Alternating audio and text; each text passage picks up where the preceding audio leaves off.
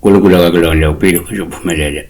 Pastor uningi sacela ukuthi ke nizobalile nizokufanele ibe ngabalandeli nibe ngama-member ninikele ku-channel. Inamba kungayisenza kusona 9 5 number Monday to Friday kuphela.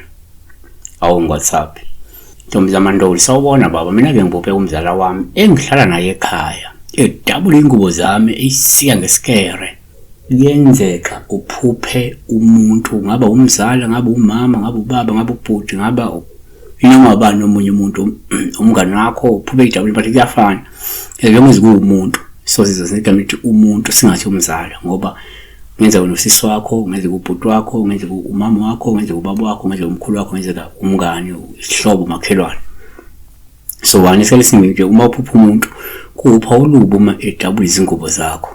Ngoba lokho kusho ukuthi ngenzeka empeleni lo muntu uzama ukukululaza nokukwehlisa isithunzi ngokwembula imfihlo nehlazo lakho.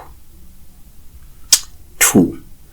Kodwa ke kwesinye isikhathi uma uphupha umuntu upha ulubu uma edabula izingubo zakho. Lokho kusho ukuthi ngenzeka lo muntu ucekela phansi impilo yakho ngoba efuna ukubhekana nezikhathi ezinzima nenhlupheko uphinde ukhathazeke ngakwezeyimali. 3. Kuyenzeka futhi uma uphupha umuntu kuba upha ulubu uma ejabula izingubo zakho, okusho ukuthi kungenzeka ukhonjiswa ukuthi lo muntu unenhliziyo embi, ngakho-ke ukukhuluma kabi uzama ukumosha nokucela phansi ubudlelwano bakho nomuntu wakho. So uma umuntu efuna ukuthi wena nihlone nomuntu wakho busy ukukhuluma kabi ecekela phansi ubudlelwano bakho emosha ngaphupha uFC ingubo zabantu, lo muntu kusho ukuthi ukukhuluma kabi ukumoshela ubudlelwano. 4. Ngokwesintu ke uphupha umuntu kuyabe upha ulubu uma edabula izingubo zakho. Ngenzeka lo muntu uyakhonjiswa ukuthi kumele umqaphele ngoba ucekela phansi izidalwa ezikwembethe noma isidalwa esikwembethe.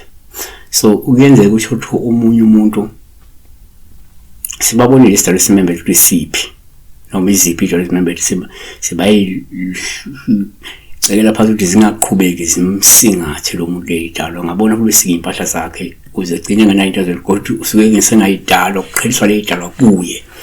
Ngiyabona. Siyabonga ke besifika lapho umuntu edabula izingubo zakho, emosha izingubo zakho.